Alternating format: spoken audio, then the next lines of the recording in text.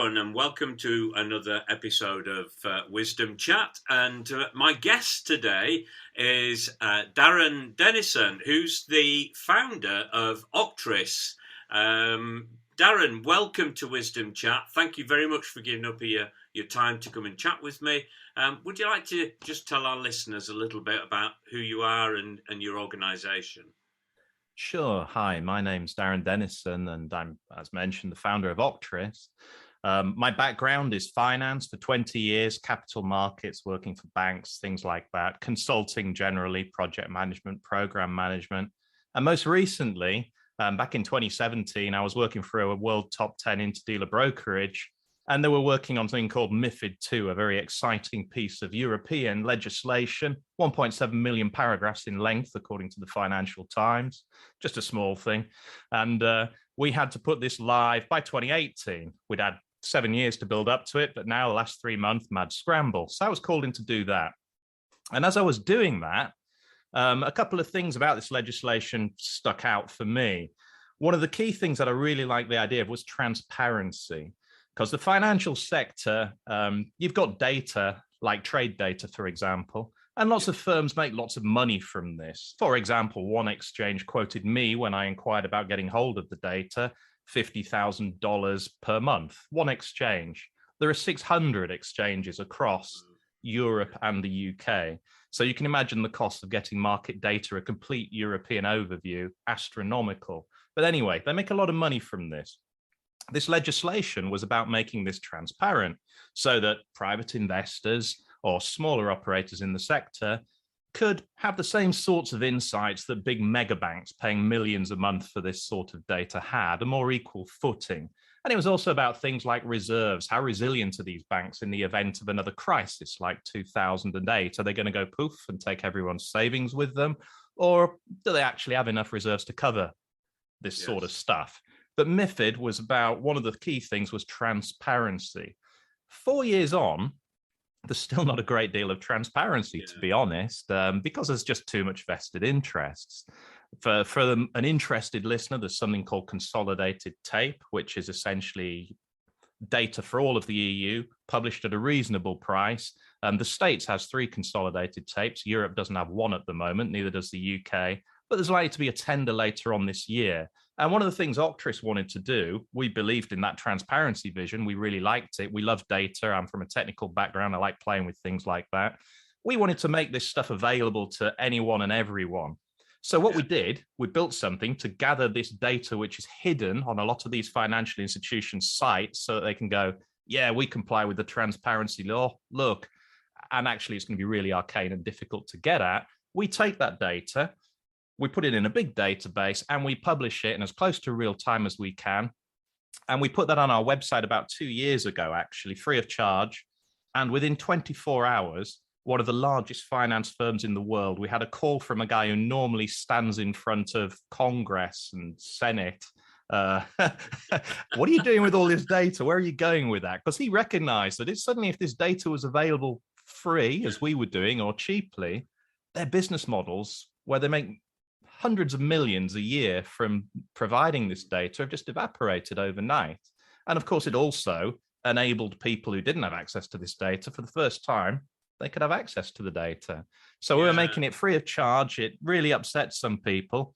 And actually, we're going to re-enable that service now. We had it on our site for about a year, but we're going through a funding round in about 2 weeks to try and grow that. We want to push that out more. We believe in the transparency, and we're going to make that available free of charge to anyone and everyone who wants it. When I say free of charge, it's going to be a nominal fee. It'll be about £1, I think, a month or something like that. Right. Because, hey, it does have to run on some hardware, and it does cost us some money, and we don't have any money, which is why we're going into a funding round. But yeah, so one side is we really want to push that transparency side of the legislation. And the other thing we noticed was the big players in the sector that provide regulatory solutions, they're not very good. We had 7 years to get ready for this thing. And with 3 months to go, I was working for this large brokerage, as I mentioned. We were getting phone calls from people that we'd contracted to provide solutions. And it was, that won't be there. oh yeah, just calling you to let you know that this bit won't be there, and oh yeah, that bit that won't be there either. And we had to roll our own, essentially, a lot of the stuff that we did, stuff we'd been promised. And I just thought, how hard can it be? So Octris is there to provide regulatory solutions for the financial sector, reporting, things like that. But as I mentioned, around that is data, and in particular, the transparency data. And I love the idea of the little guy being able to have access to the same sort of stuff that these big banks have. And I want to do that. Yeah, I mean, in some respects, I know we were having a chat earlier, and we mentioned, for example, Philip Hammond, and he was the one who sort of introduced the open banking regulations back in 2018. That whole the whole regulation there was to open up data. I know it was on the consumer side, but the idea of making things more transparent is certainly there, and the rhetoric is there. But I get partly what you're saying with regards to the approach. That first of all, the regulations is like walking into a library, volumes upon volumes. So we love making things difficult, don't we? Even though we want to create something that's going to benefit an awful lot of people and organisations, and then secondly, when we're actually applying something, there's one of two things that tends to happen. One is we race ahead, apply it without any thought regarding the unintended consequences, or we, because we know what the consequences are, and you alluded to it earlier in terms of, okay, this might affect our revenue, we slow it down, and it becomes very frustrating, and you're constantly sort of knocking on the door.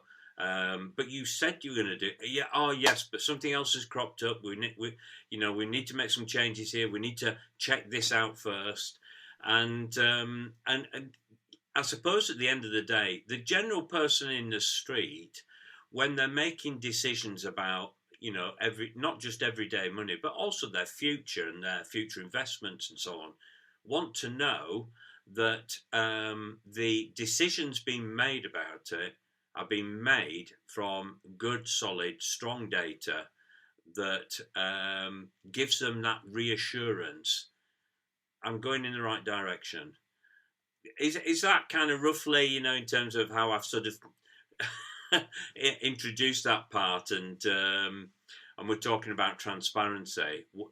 Yeah, regarding financial firms, for example, advising people and giving advice, we clearly saw in 2008 that there was massive conflicts of interest. Oh, yeah. So a lot of these institutions were advising clients to get stuff that they knew was rubbish. They wanted it off their books, and they knew it was going to go boom, and they just wanted rid of it. And there was this massive conflict of interest. Now, I have to say, since 2008, I've seen major changes in the sector. I've worked at massive global banks, large consultancies, and market abuse, for example, is being taken very, very seriously now, and strides are being made for consumer protection in that area.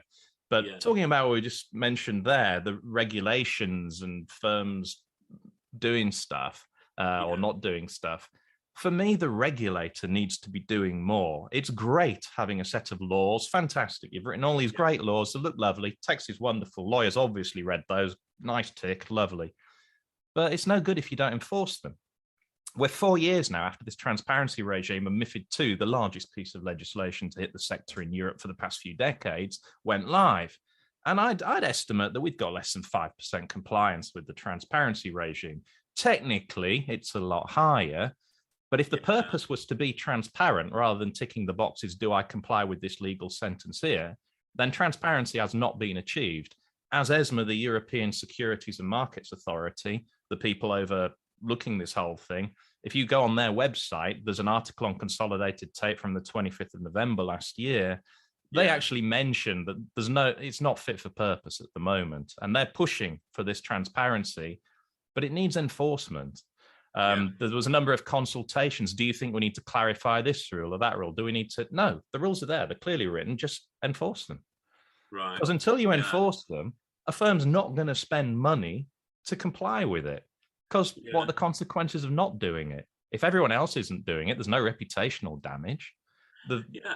just to ask you, Darren, do you think that when I've looked at the regulations, say for example, white papers coming out just before something's brought to bear on us, and you're looking through the information. I've had this conversation with the Information Commissioner's Office about the ambiguity of the wording and the excuses then that are made. And I mean that in the best way possible when I say excuses.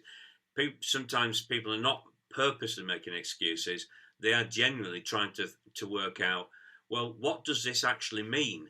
Or what does it mean for us? And I said to the Information Commissioner's Office, I said, can you not be a bit more prescriptive?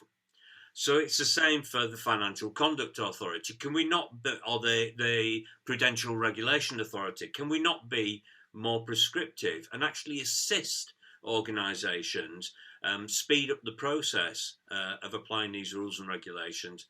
No, we can't do that. They've got to interpret it according to, and I'm just thinking, when they use words like reasonable, he's like, what's reasonable to you and reasonable a reasonable to me? Commercial basis. Yeah, what does that mean? Yeah, and that's actually the crux of this whole problem around this so-called consolidated tape. And that's why we don't have one yet, 4 years in, because the legislation as it stood, it was just impossible for a firm to get that data from the current data sources at, say, 50,000 a pop each month from 600 different venues, and package it in such a way that they could make any money from that, because it was impossible to get the data at a reasonable price. But it was just never defined what that was. But you're absolutely right about the ambiguities. Different firms will have different interpretations on different things. And of course, a lot of these firms hire very skilled lawyers to make it say whatever they want it to say, really, in a lot of cases, to tweak it towards their existing business models. And when you call the FCA for clarification, as you say, they're not really, they don't want to do that.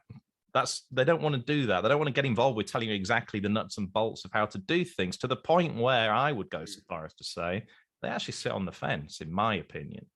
They just sit on the fence there, and they just don't want to get involved or give that guidance.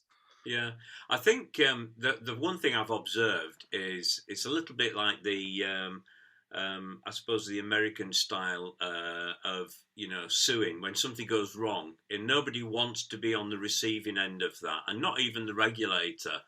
But the trouble is, it doesn't help us. And when you're actually wanting that clarity, because you actually want to, rather than tick a box, do the right thing, make sure that your organisation's doing the right thing, or you as an individual are doing the right thing.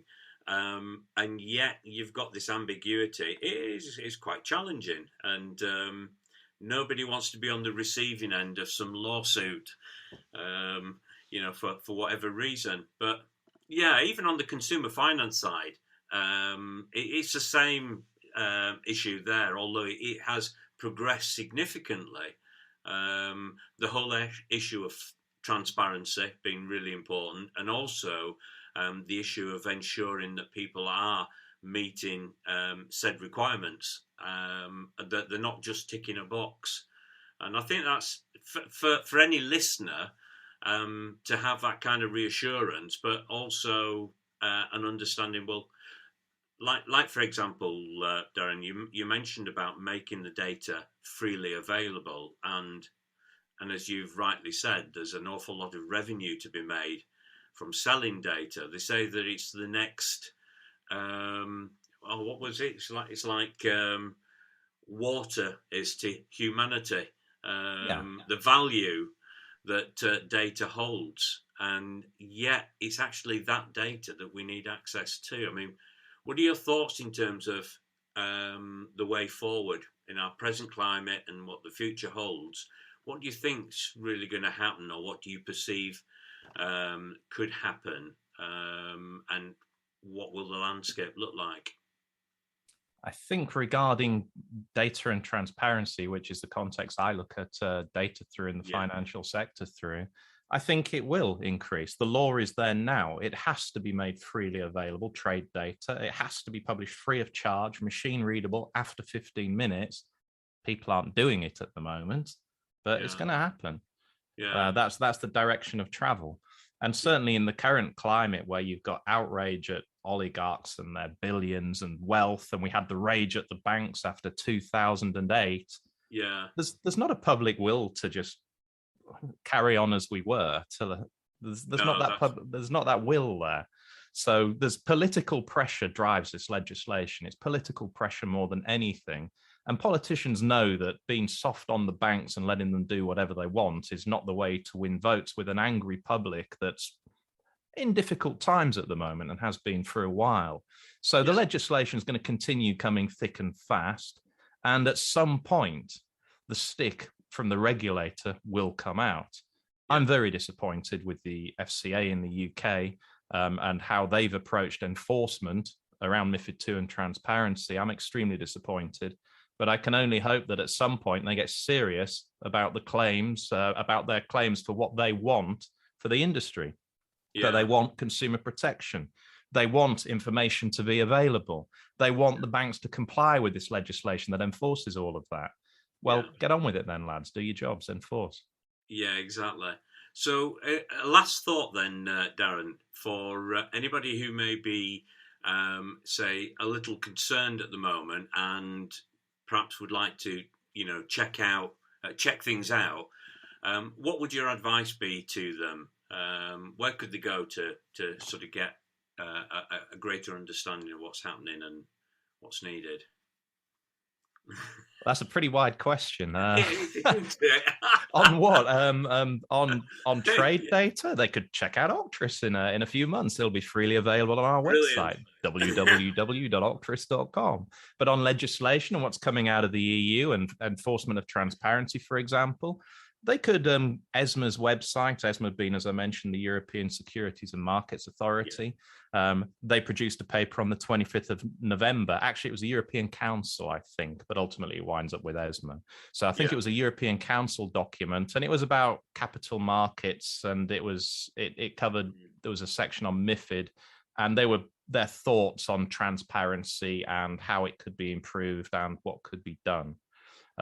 So that's the thinking of the European Union at the moment, and the UK is aligned with that legislation exactly right now. Right. Okay. Well, thank you very much, Darren. That's been very interesting. And for anybody listening to the conversation here, do check out ESME and also just keep an eye out on the whether it's the news or the FCA or the PRA website. You'll certainly get information there. If you do have any questions at all for Darren, by all means contact Darren direct through his website. Just tell us the web address again, Darren. Sure, it's www.octris, which is OKTRIS.com. Excellent. Or Aurum Gold, ltd.co.uk. And so if you do have any questions, do get in touch. And thank you very much, Darren, for giving up your time and chatting with me. Great.